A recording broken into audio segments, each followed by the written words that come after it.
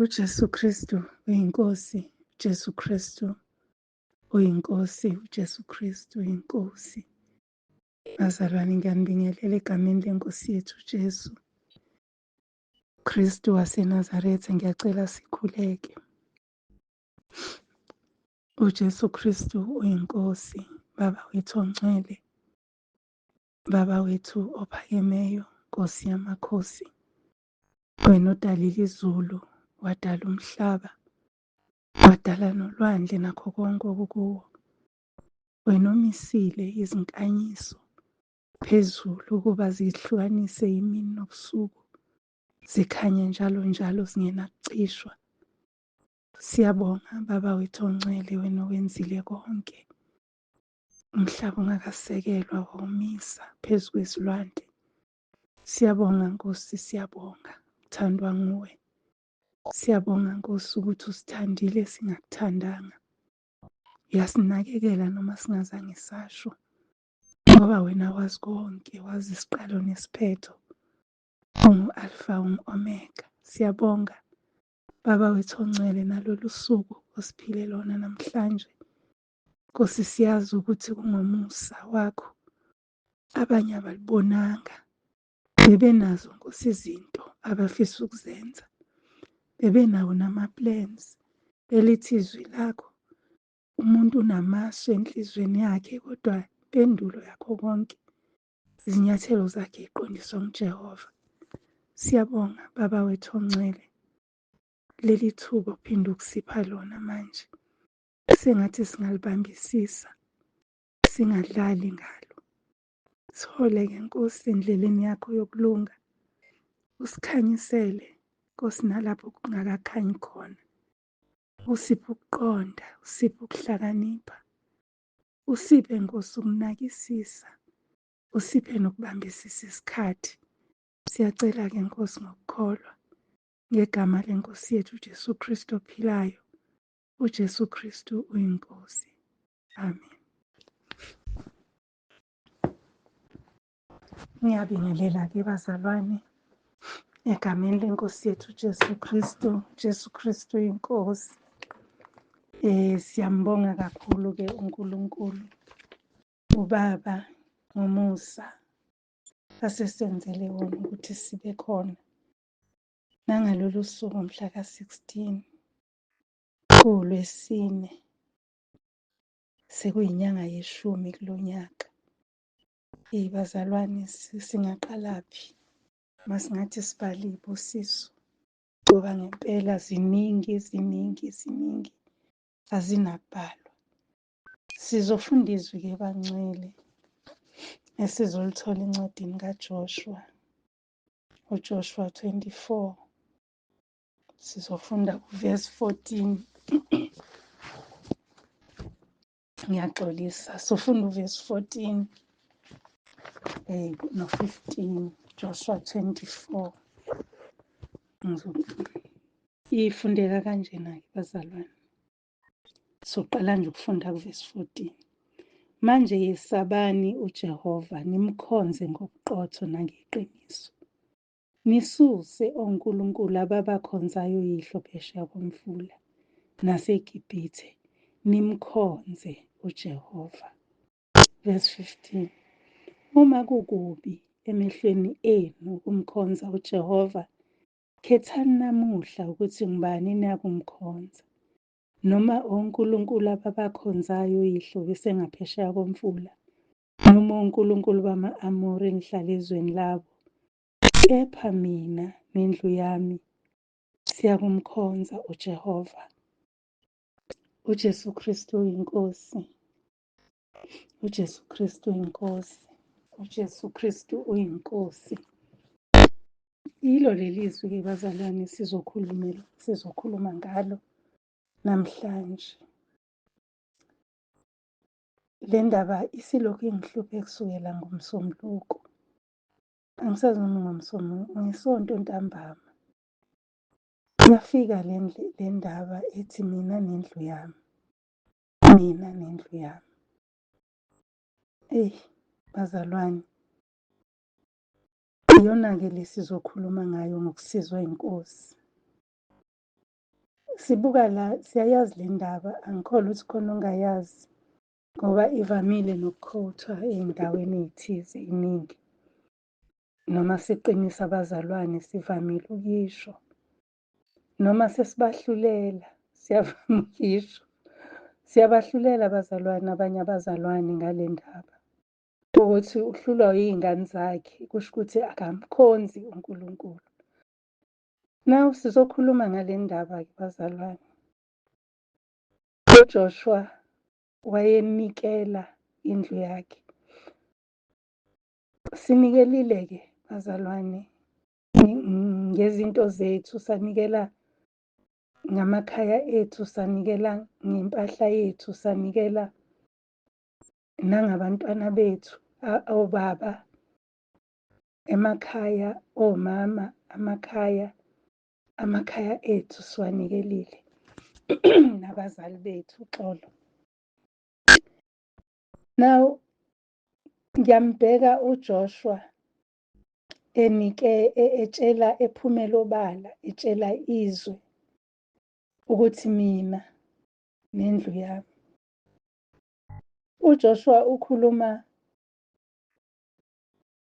ngefamily yakhe, ake ngibeke kanjalo. Ukhuluma ukuthi mina nomndeni wami wonke. Kodwa la bazalwane, uma ngabe mina ngifakwa kule ndaba, iyajula.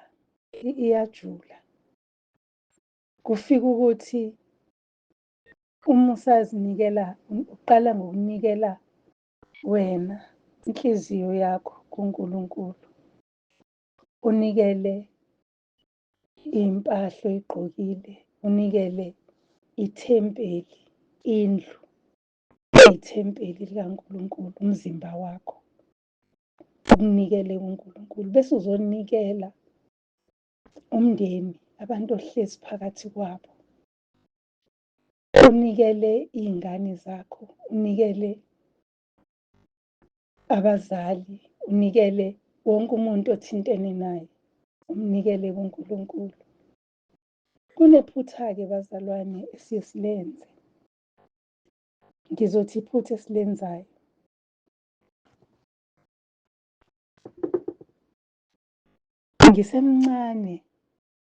Ngisemncane ngizelwe.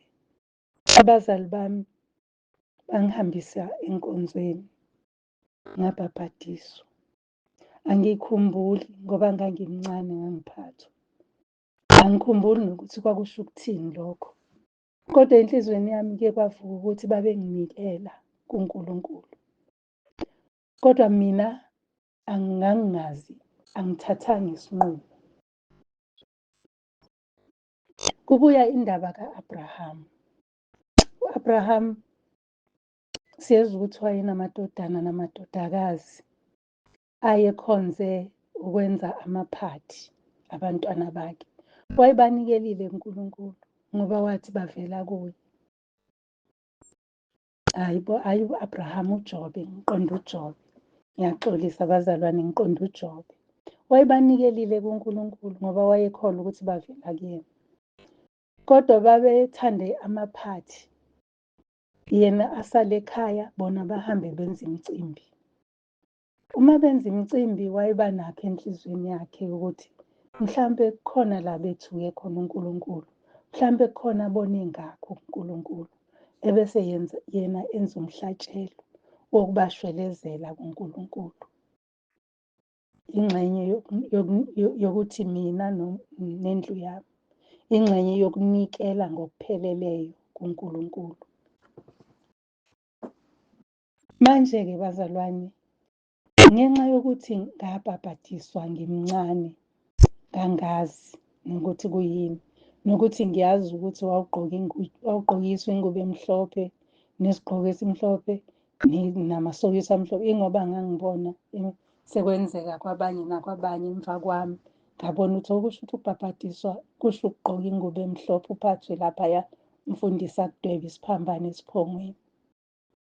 Okay, now ngiyabuka-ke ukuthi okay, nganikelwa ukuthi uNkulunkulu baba ngivikele. Kodwa mina ngenzeni-ke kukho konke lokho?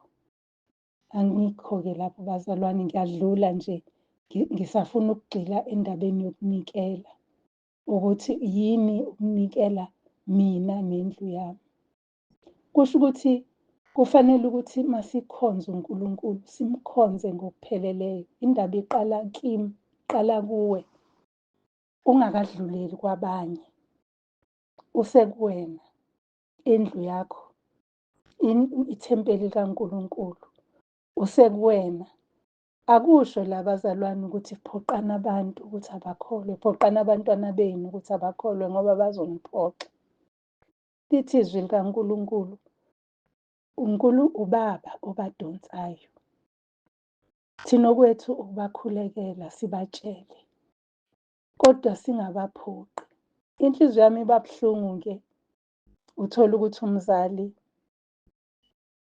uphoqa ingane engakazi nokuthi kuyini ukuzila ukudla, ukuthi ayizili ukudla ingane. Siyabafundisa, yebo, kodwa akabe sezingeni le-understanding, akabe sezingeni lokuqonda. Kanjengokuthi nje akazi ukuthi uma ngabe ngidinga into ethize, ngiyicela kuNkulunkulu ngomthandazo. Uma ngabe isinzima kunami, kufanele ngizile ukudla ngiye kuNkulunkulu nginyembeze. Kodwa umuntu omncane bazalwane, angeke akwazi lokho. Kufanele kuqubuke ngakuyena. Mhlambe mhla ekubuza ukuthi awudli ngani mama, mhlambe uyakubona ukuthi awudli. Bese uyamtshela ukuthi hhayi, ngisaxoxa noNkulunkulu, nginenkinga. Noma ngisaxoxa noNkulunkulu, ngifuna ubuso bakhe. Noma ngisaxoxa noNkulunkulu. Akazi ukuthi akusiyo into esiyenza njalo nje ngoba sithanda, kodwa kusuke sekudingeka iy'ndlela ezinqala ukuthi siye kuNkulunkulu ngaleyo ndlela. Ake sibakhulekele. Indaba yami isekutheni, siyabakhulekela. Sifike sithi Nkosi, nanku umndeni wami, nangu usibanibani nosibanibani nosibanibani. Nkosi, ngibanikela kuwe. Sebenze ey'nhliziyweni zabo, uyithambise ukuthi zamukele izwi lakho, zikwamukele, ubuse ube yinkosi ey'mpilweni zabo. Umkhuleko wakho wansuku zonke unikela wena nendlu yakho kuNkulunkulu.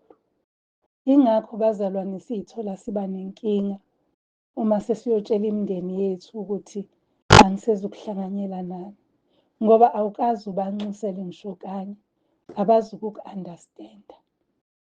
Kodwa uma iNkosi isihambe phambili yayothinta ey'nhliziyweni zabo, uyothi uqamba ufika bebese bethi uyajabula, nathi siyafisa ukuphuma la. Yingakho bazalwane sithola ukuthi endlini yomzalwane kuphuma ingane ekuthiwa iyothwasa iyoba yisankomo endlini yomntwana kaNkulunkulu. Bazalwane, siyayibiyela imindeni yethu ngokuthi siyilethe kuNkulunkulu ngomthandazo. Uma unenhlanhla-ke uzuhambe nabo uye nabo enkonzweni. Abanye abanayo leyo nhlanhla. Ubaba uphuma abhekele umama aye enkonzweni, okanye ubaba aye enkonzweni, umama ayihlalele ekhaya azenzele iy'nto zakhe. Iy'ngane zihlale ekhaya noma ziphume zizule. Mayehamba ubaba ziyazula iy'ngane. Asibanikeleni bazalwane. Asisho njengoJoshua ukuthi mina nendlu yami. Angazi noma iy'ngane zakhe zonke uJoshua zazimlalela noma zazimthanda uNkulunkulu ngendlela ayemthanda ngayo. Kodwa wakumela ukuthi mina-ke neyami indlu asizumkhonza omunye uNkulunkulu, sizokhonza uNkulunkulu ophilayo. Kulowo mkhuleko wami namhlanje ukuthi bazalwane, ake siyeni kuNkulunkulu. Akakayi-claim-e imizi yethu, aku-claim-e imindeni yethu uNkulunkulu, ngenxa yokuthi thina sicelile ukuthi Nkosi, nansi indlu yami, ngifisa ukuza nayo kuwe. uNkulunkulu uzobaletha abantu abazoba nemibuzo kuwe. Uzobaletha, mhlawumbe ingane yakho ihlale phansi ithi, mama kusho ukuthini ukuthi uJesu Kristu inkosi? Baba, kusho ukuthini ukuthi uNkulunkulu wakuvusa Nkosi Jesu kwabafileyo?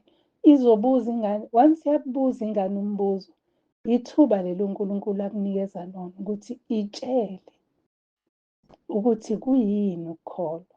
Itshele ukuthi senzani masikholwa, sivikelekile kangakanani ebukhoneni bukaNkulunkulu. Baba, manje-ke bazalwane, kubiza ukuthi sizinikele thina uqobo ngokupheleleyo, njengoba isho laphayana incwadi kaDuteronomy ukuthi ngayo yonke ingqondo nangayo yonke inhliziyo.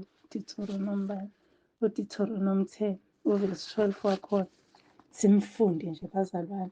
Manje-ke Israyeli, uJehova uNkulunkulu wakho ufunani kuwe, ngaphandle kokumesaba uJehova uNkulunkulu wakho, uhambe ngezindlela zakhe zonke, umthande, umkhonze uJehova uNkulunkulu wakho ngayo yonke inhliziyo yakho nangawo wonke umphefumulo wakho. Ilokho nje bazalwane, ukukhonza uNkulunkulu ngokupheleleyo, ngayo yonke inhliziyo nangayo wonke umphefumulo. Kusho ukuthi uma ngabe wena umkhonza, yena akagcini lapho. Uyasho nje ukuthi masifuna ubuso bakhe, yena uzophila isizwe lethu. Uyasho nje ukuthi yena uma ngabe simkhonza yena, ukukhonza yena usipha ukubiyeleka, ukuvikeleka. Uma ngabe sizokhonza uNkulunkulu ngendlela efaneleyo, bazalwane, yilokho okuzosenza ukuthi siqine, sibe namandla.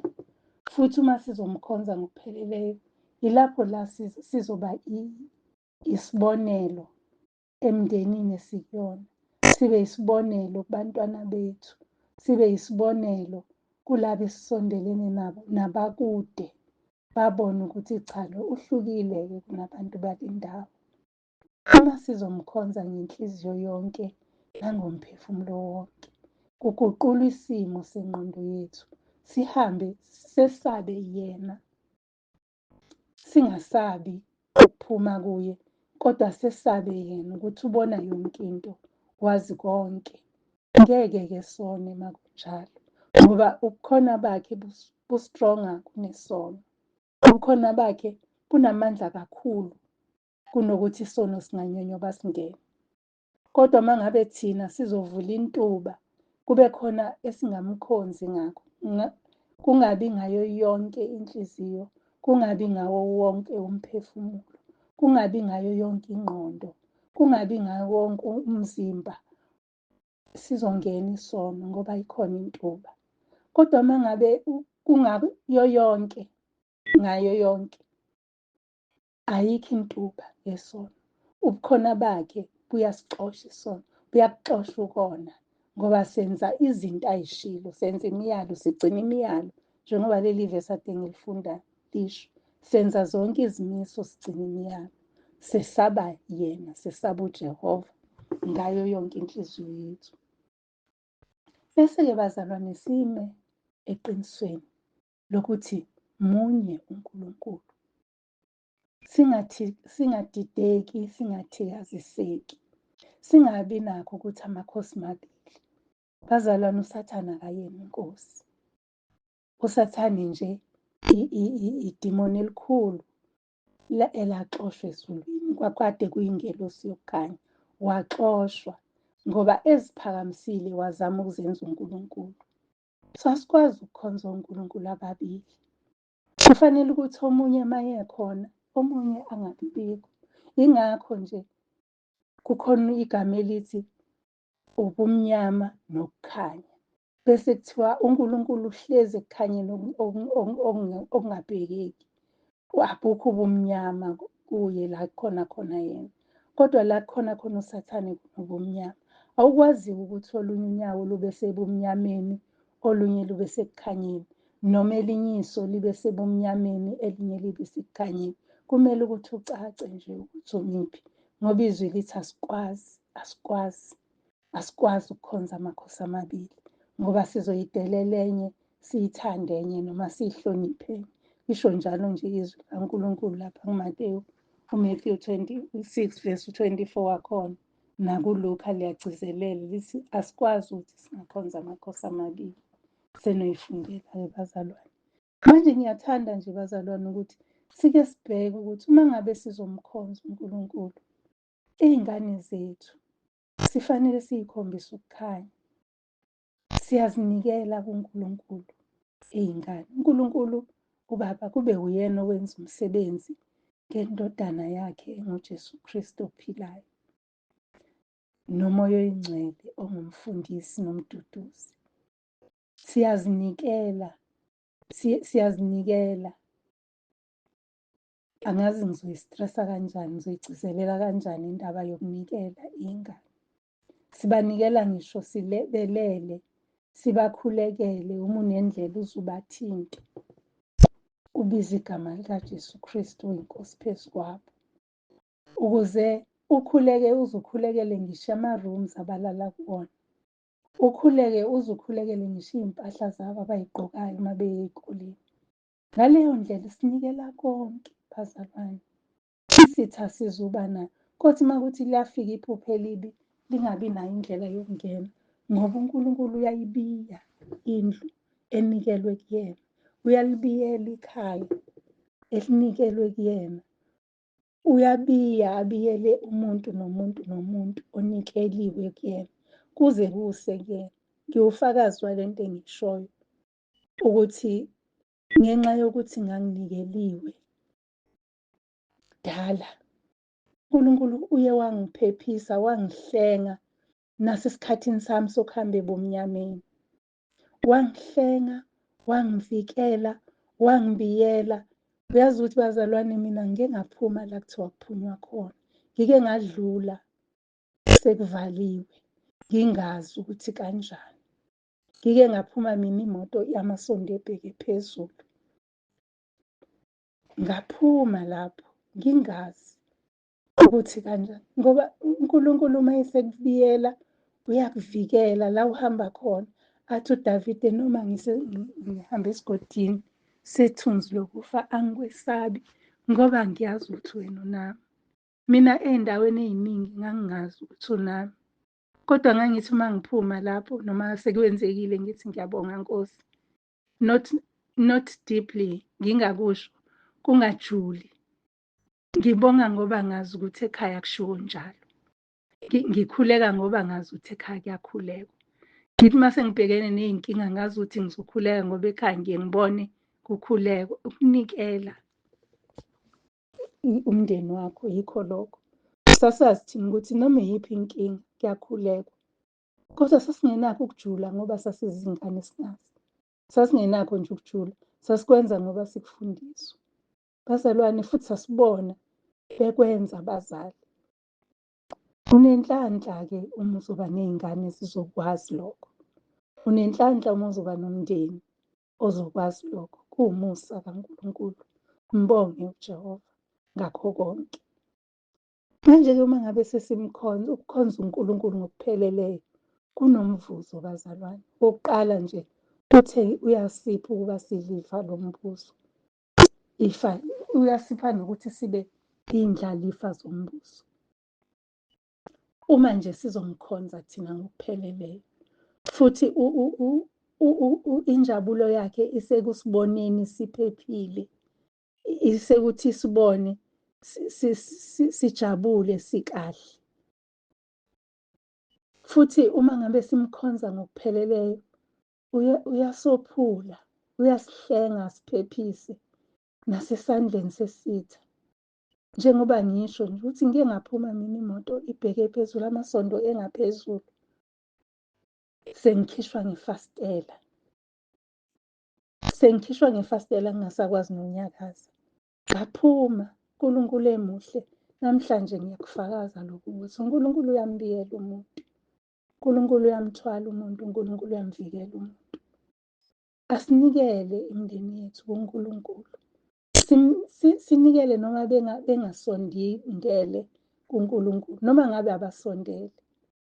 Ikakhulukazi uma siney'ngane, izingane iy'ngqondo zabo basafuna uku-experience-a lokhuya nalokhuya.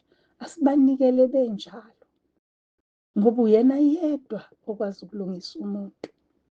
asinikele kunjalo. Noma ngabe kuthiwa ingane yakho iphuza ibuye isizonokela ebusuku, nikela kunjalo, kunikele kunjalo. uNkulunkulu uyazi siyahlupha-ke thina ngoba sisheshe sidele, sithi nje hhayi lo wehlule uzobhekana nokufa, uzoya esogweni. Hhayi bazalwane, ngiyakhuza, asinikele kunjalo. Thi Nkosi ungokwakho naye, uze wazomfela naye, uyamthanda naye, ngimnikela kuye, angikwazi ukwenza umuntu, angidalanga muntu. Ngisho nobaba wasekhaya uyakwazi ukumnikela kuNkulunkulu, kube uyena owenza umsebenzi. uNkulunkulu kunobufakazi obuningi bazalwane esibulalelayo esibuzwayo. Abazalwane benika ubufakazi ngoNkulunkulu ebiyela umuntu. Lithi izwi likaNkulunkulu ukuzinikela kuNkulunkulu, singena enqabeni, inqaba ezosibiyela. Lithi lapha kuNehemiya, uthi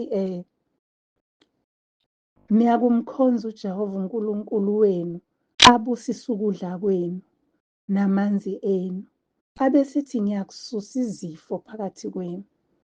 Inqaba leyo bazalwane. Exodus 23 lo verse 25. Kuyinqaba lokho ukuthi asuse ngisho izifo. Angithi asisahlukumezeki ngalutho.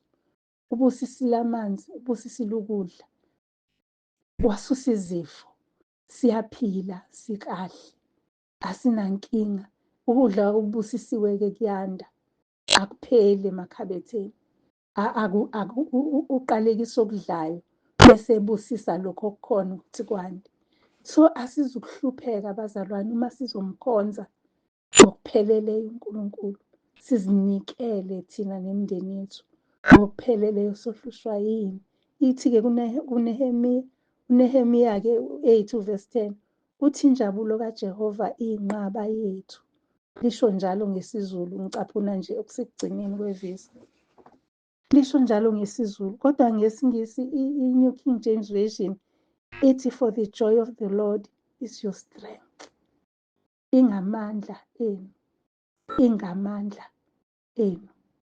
Kusho ukuthi amandla ethu ayinjabulo kaNkulunkulu. uNkulunkulu usipha yena ukuthi sijabule, bese kube ngamandla akhe. Kusho ukuthi singena enqabeni. Ngiyamthanda-ke uNkulunkulu wethu ongawadli amandla omuntu.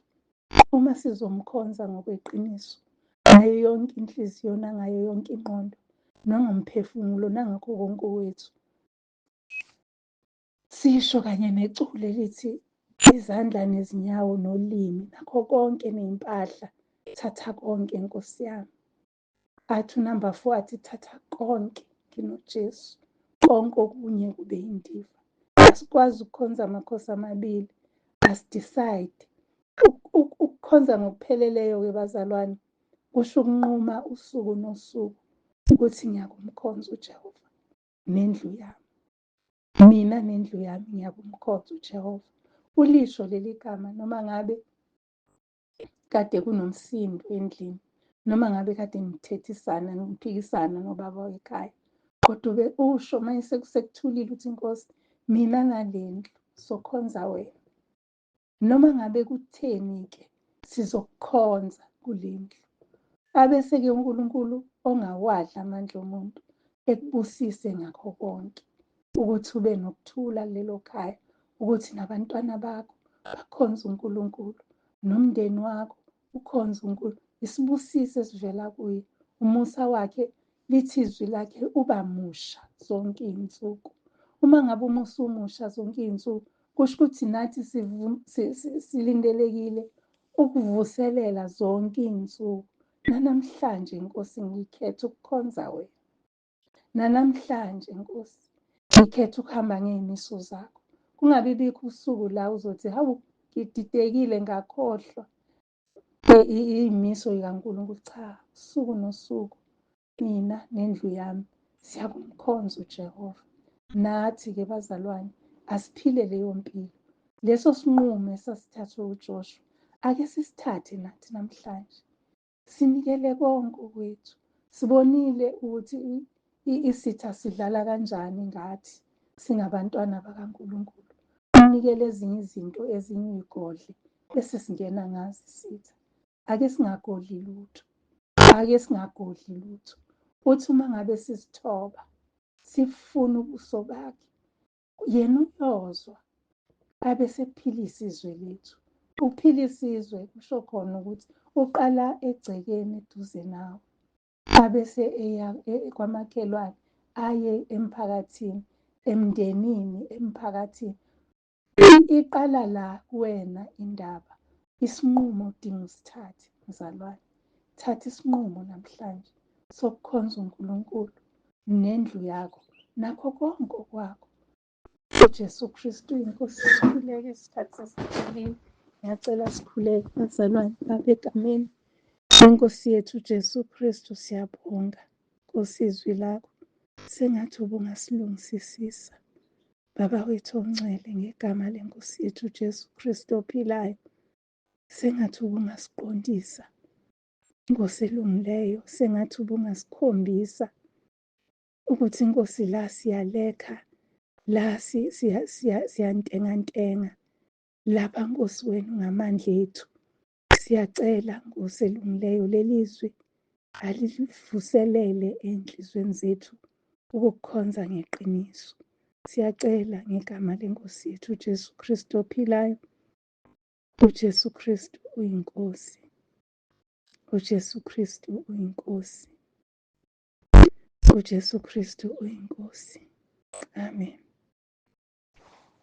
Siyabonga-ke bazalwane uphinde sihlangane ngokuvuma kwenkosi. Amabombo abheke eKapa kusasa. Sojabula kakhulu abaseduzane beze bakithi sihlanganyele ndawonye. Abangakwazi ukufika sojabula kakhulu ukuhlangana. Sicule nje sindawonye bazalwane. Sibonane. uJesu Kristu uyinkosi. Siyamkholwa-ke uNkulunkulu emuhle. Uzosibiyela nje sithwale kukho konke. Ilona lona isithwale nangemthandazo. Siyanithanda kakhulu uJesu Kristu uyinkosi. Amen.